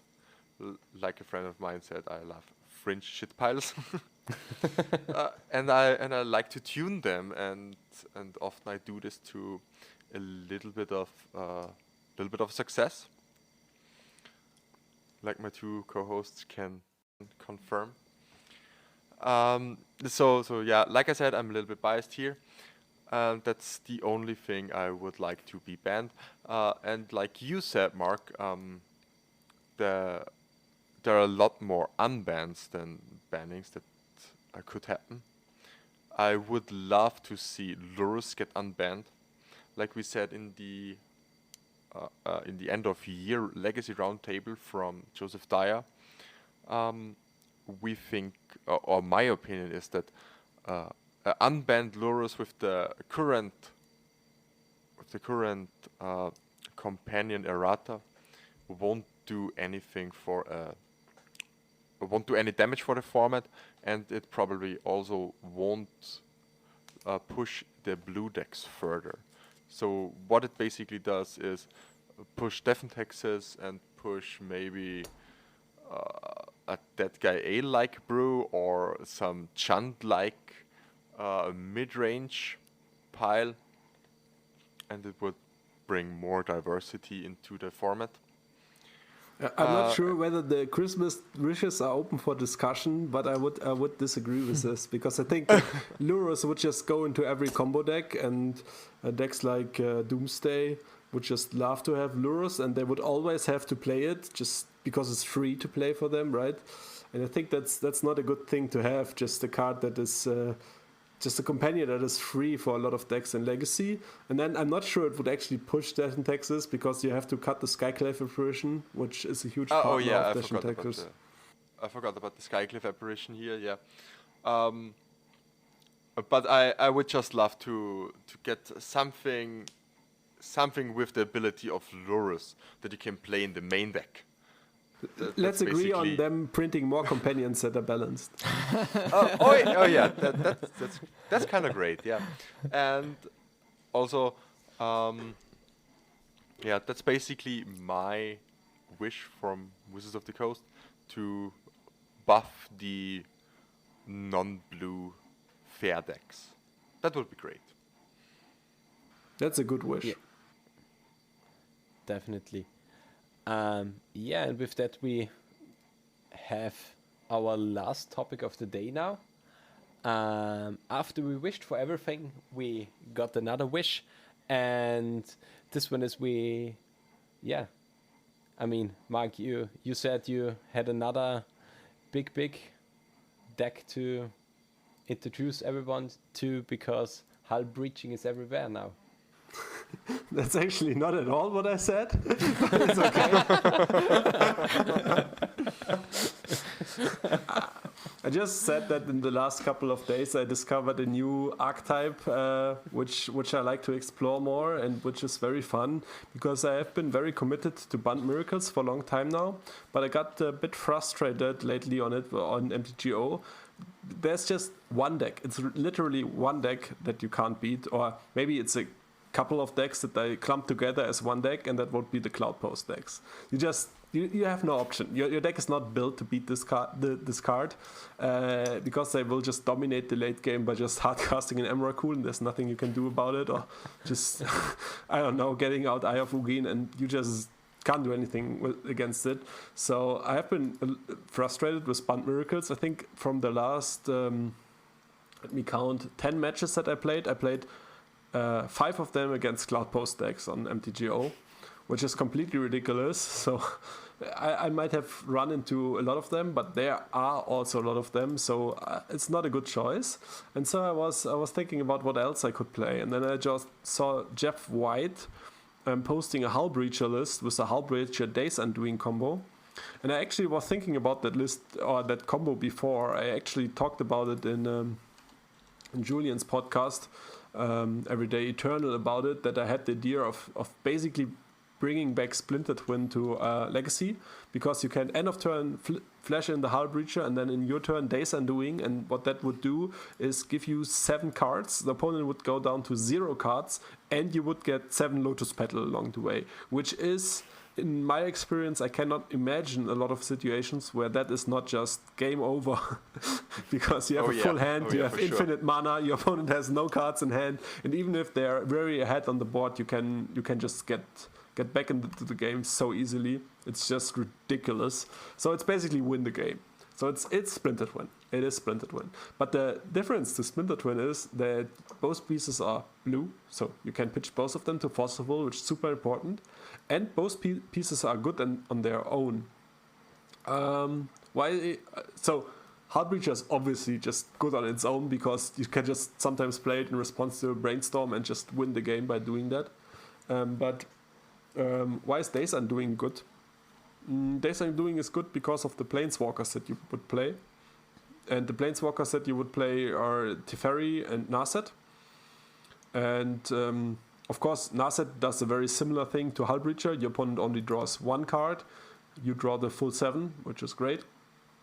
And Teferi allows you to play Days Undoing in your opponent's turn, preferably in your opponent's draw step.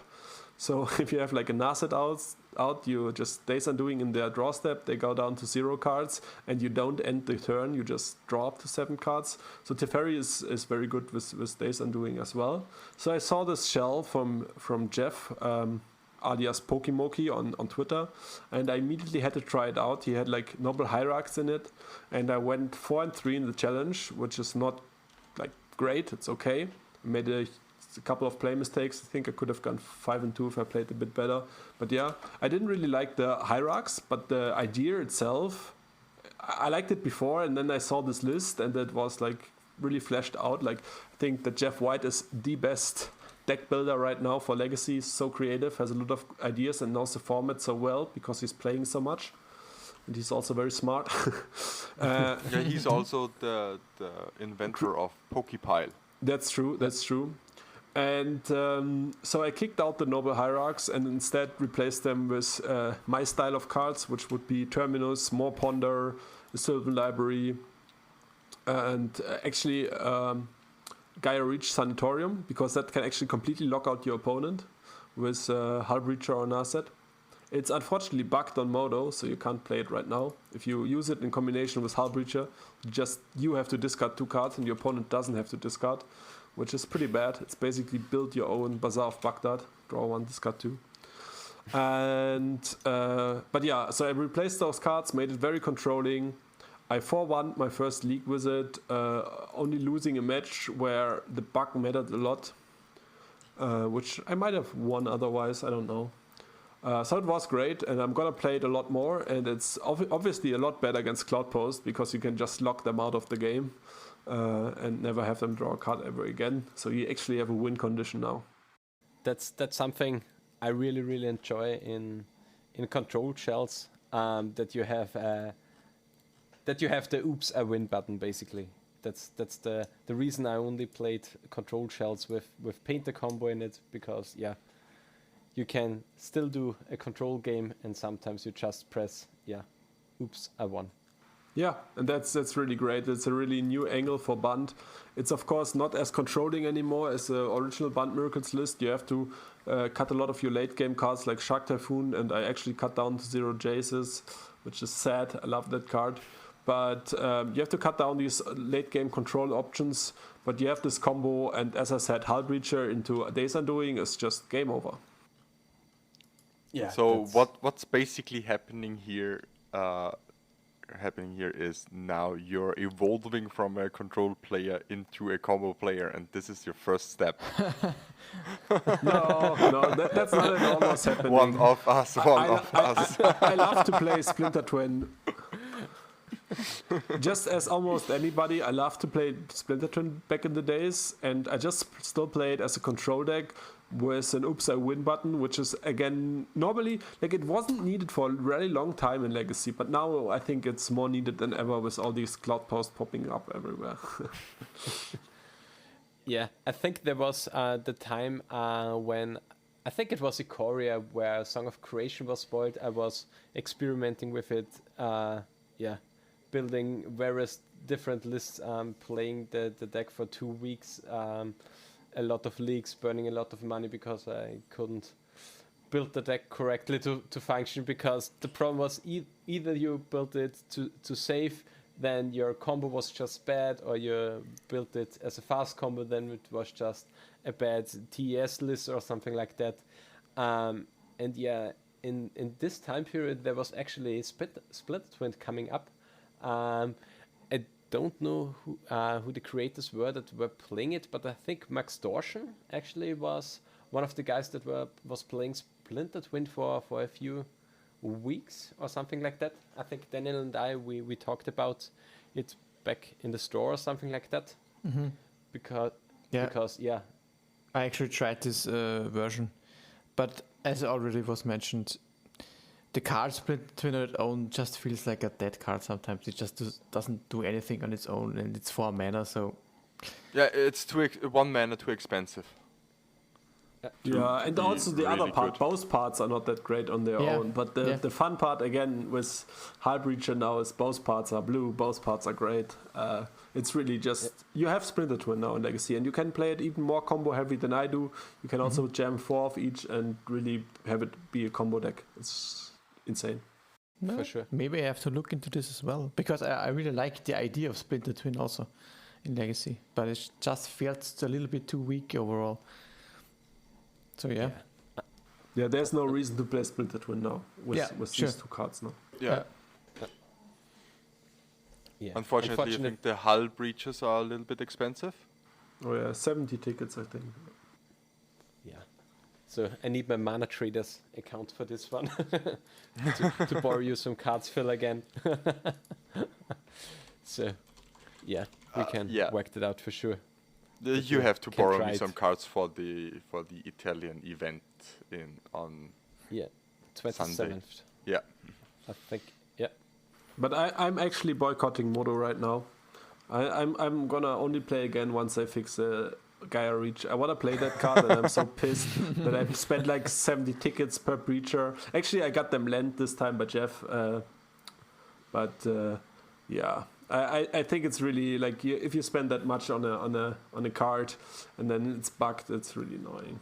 And I really want to play it. I think that Sanatorium is actually the Gaia Reach Sanatorium is actually super sweet. I liked it before in like a Commander 1-on-1 Commander with Leo Vogt and these things, and it seems cool. Honestly, I'm not sure it's good, but it's cool.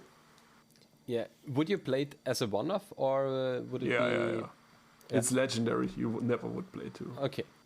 Yeah, I mean, I'm also a really, really big affiliate for, one-off cool lands, because I'm in most of my painter lists. I'm playing the how's it called, the Academy runes, just to, overpower them with my painters or my grindstones, just to kill their removal completely, because they only have a few of those. Did you ever try out the painter list with Minotaurs in it? No, unfortunately not. I think it's a month ago or something like that when Stefan Schütz actually was playing it in I think he 5 event, out the lead. Yeah. 5 the league and then played it in the NCD event. Julian streamed with it and went 4-1 or something like that with it too. Yeah, it looked really, really cool actually. I liked the, how is it called, the 3-mana tutor for a 1-drop artifact. I'm currently not sure. Trinket Mage. Yeah, Trinket Mage. Trinket Mage in this list is just insane. It's gorgeous. Yeah, But cool. yeah, I think that the top painter list currently is for sure the Ruck painter list from Stefan Schütz. Yeah. Oh yeah, yeah. Oh yeah, it Apparently just looks so he's clean. Now the painter brewer. Yeah, the list is really, really cohesive and yeah. It beats on all the blue decks for sure. Yeah, I mean six red elemental plus in the main deck is just And 2 Veils or something, right? I think 2 whales in the main deck, 1 whale in the sideboard, something like that. Yeah, I ridiculous. think he's playing 6 forces or something like that. That's also a deck I could never beat with Band Miracles. I played against it a couple of times. It's just impossible. Yeah, but about this topic, for me, I'm currently now in a healthy mindset because there's some matchup I literally can't win and I won't do anything against it because they're so bad. I will for sure lose to every sneak and show play that's coming around because I'm not sure. Yeah, Emrakul is just a beating, and I'm not sure that you want to play 3 or 4 surgical tasks just to can get rid of it. What about Cloudpost? They play Emrakul too. Yeah. So Locally, more we don't surgical. have Cloudpost players, so currently it's fine. But yeah, Actually, in real life, I own Band Miracles and Cloudpost. Those are my 2 legacy decks I own. okay. So That's a funny coincidence, actually.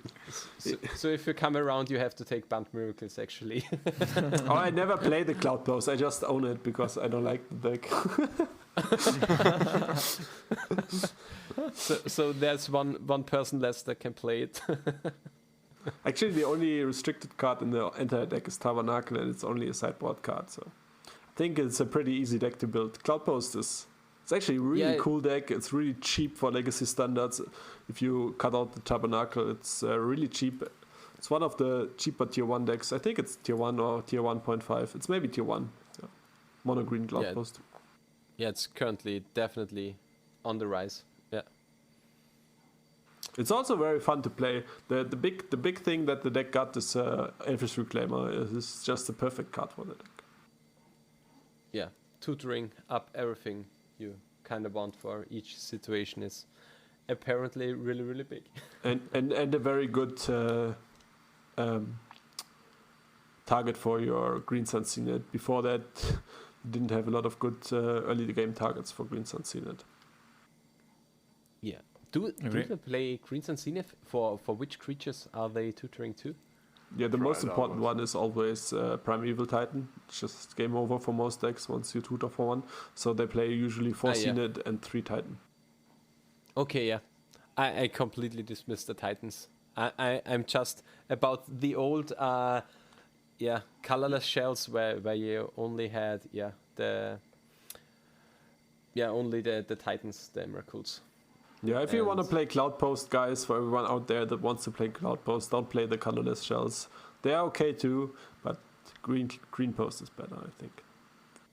Oh yeah. For sure. I mean, it put up the numbers in the recent times. It's I also more think- fun. You actually have instants. You have instants like crop rotation, once upon a time. Elfish Reclaimer is kind of an instant too because you can just use ability instant speed and search for the Bajuka Bog or something in the right moment. So it's more fun to play and it's stronger. Okay, and yeah, with this, I think we covered everything. We wrap it up here. Cool. So, just a little bit advertisement from our side. If you like what we are doing, alle schnell Mauser. So, nur mal.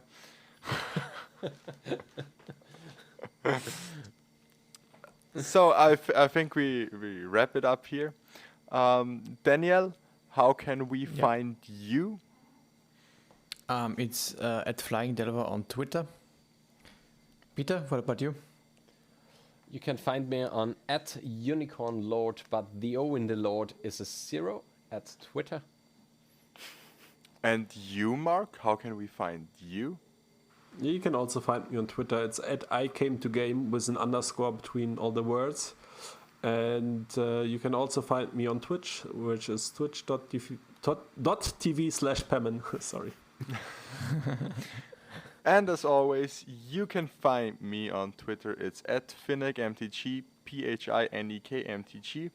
And also our next stream from the Austrian Legacy League Cup is happening on the 2nd of January on, I think, 20 o'clock. And it's on twitch.tv/Austrian_Legacy. By the way, you can also follow the Austrian Legacy League Twitter. It's also @Austrian_Legacy for all the infos on this tournament and when the stream starts. So, Peter, with this. In response, the end.